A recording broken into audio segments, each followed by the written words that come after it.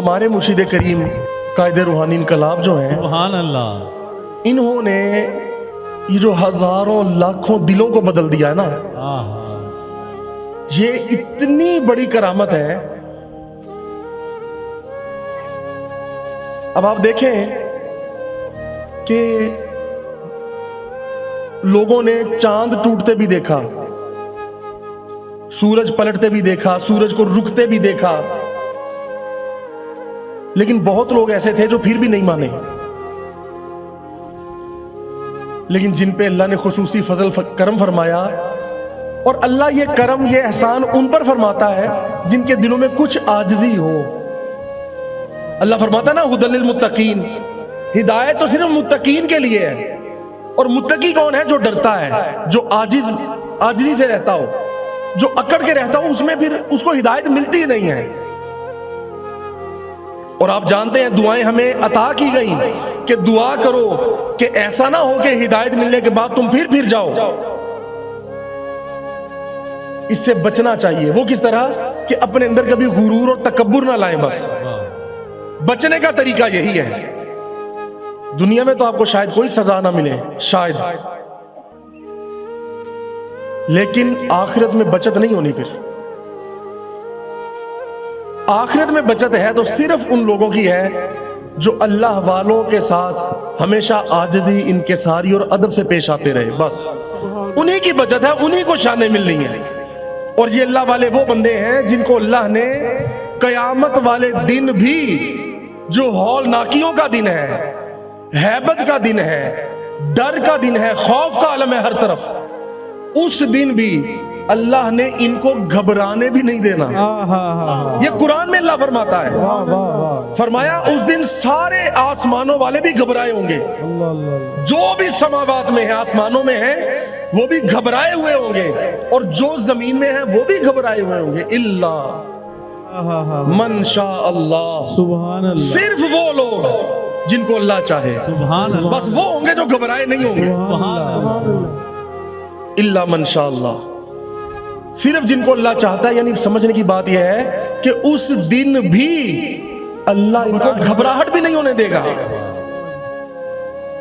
اور فرمایا جس دن چہرے سیاہ کر دیے جائیں گے، آگ کی لپٹیں آ رہی ہوں گی بڑی بڑی، اور لوگوں کے گناہ، ان کی بدعمالیاں ان کے چہروں سے ظاہر ہوں گی اور جل چکے ہوں گے۔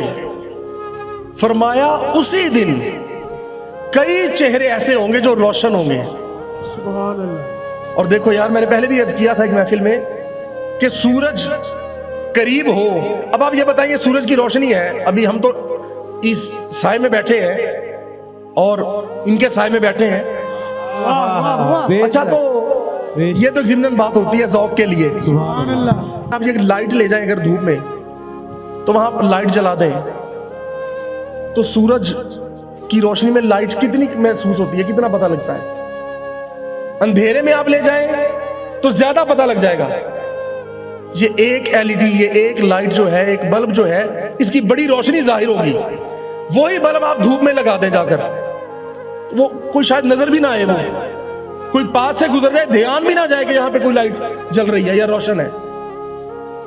تو یار اندازہ کرو اس دن جب سورج، جب اتنی روشنی ہوگی، اتنی گرمی ہوگی، تیز دھوپ کا عالم ہوگا، اس دن بھی وہ کون سے چہرے ہوں گے جو تیز دھوپ کی روشنی میں بھی جگمگا رہے ہوں گے۔ سبحان اللہ، اور ان میں اتنی روشنی ہوگی کہ لوگوں کا دھیان سورج سے ہٹے گا اور ان کے چہروں کی طرف جائے گا۔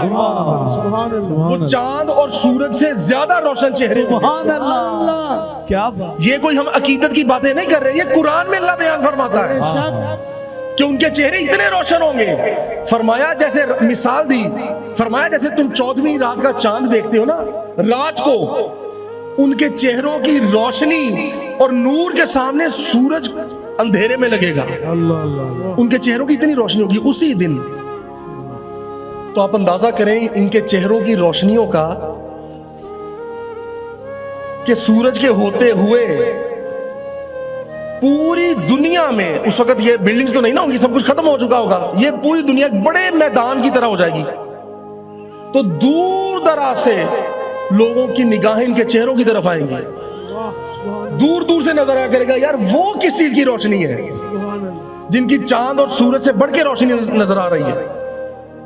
तो फिर बताया जाएगा कि ये वो लोग हैं जिन्होंने अपनी जिंदगियां अल्लाह की रिजा में गुजारी है। सुभान अल्लाह ये वो लोग हैं जिन्होंने अपनी ख्वाहिशात को, अपने ख्यालात को, अपनी जुस्तजुओं को, अपनी आरजुओं को, अपनी तमाम चाहतों, मोहब्बतों और ताल्लुकात को सिर्फ अल्लाह की राह में कुर्बान कर दिया था सुभान अल्लाह और अपने मालिक हकीकी, उस मबूद हकीकी की खातिर अपनी जिंदगी की तमाम जो भी जिस्मानी, रूहानी और जहनी चाहते थी सारी की सारी उस मालिक को पाने के लिए, उसको राजी करने के लिए अपने आप को मुकम्मल कुर्बान कर दिया था इन लोगों ने। और इनका उठना बैठना, इनका मिलना जुलना सिर्फ अल्लाह की रजा के लिए हुआ। अंबिया कहेंगे, अंबिया को पता होगा कि हम तो नबी हैं, वो भी कहेंगे कि मौला ये क्या कितने प्यारे लोग हैं, हम जानते हैं ये नबी नहीं है। और दूसरे लोग भी कहेंगे, दूसरे लोग कहेंगे क्या ये अंबिया है? हदीस में आता है ना, लोग अगर बोलेंगे क्या ये अंबिया है, फरमाया जाएगा नहीं ये अंबिया नहीं है। कहेंगे क्या ये शहीद है? फरमाया नहीं ये शहीद भी नहीं है। कहेंगे फिर ये कौन है? तो बताया जाएगा कि ये औलिया अल्लाह है। सुभान अल्लाह और फरमाया नूर के मिंबरों पे जलवा करोगे, सुभान अल्लाह। उनके तख्त, उनकी कुर्सियां, उनके मिंबर जो होंगे वो नूर के बने हुए होंगे और उनके चेहरे 14वीं रात के चांद से ज्यादा रोशन होंगे। सुभान अल्लाह। और मखलूक फिर उनके पास आएगी, उनके कदमों में आएगी, उनके गिर्द तवाफ करेगी, अर्ज़ें करेगी कि शहनशाह आप ही को करम फरमाओ, हमारी शफाअत करो, हमें बचाओ आज के दिन।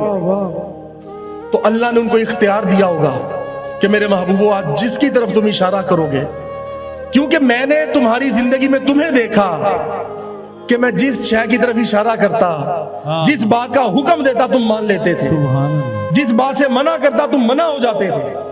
तुम ना जलवत में ना खलवत में मेरी नाफरमानी नहीं करते थे, हमेशा मेरी अताअत गुजारी और फरमाबरदारी में रहते थे।